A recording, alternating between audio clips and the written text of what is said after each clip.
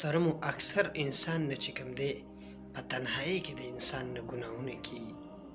یعنې چې کله انسان ځان لري که نه او تنهایی، نو د ده خو دا ګمان وي چې زما خواته هېڅوک هم نشته، د دنیا خلک زما نه خبرېږي.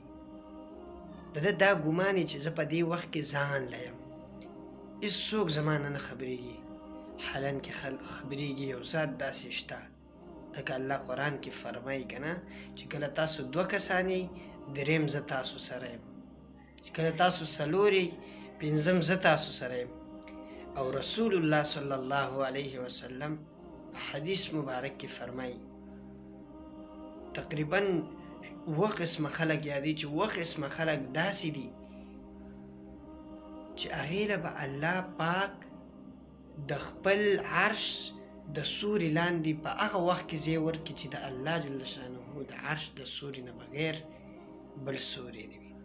رسول الله صلی الله علیه وسلم فرمایي چې په دې کې یو هغه سړی دی چې هغه په تنهایی کې الله یادوي، په تنهایی کې د ځان د ګناهونو نه ساتي او الله یادوي او د دې د سترګو نه اوښکې تویې شي.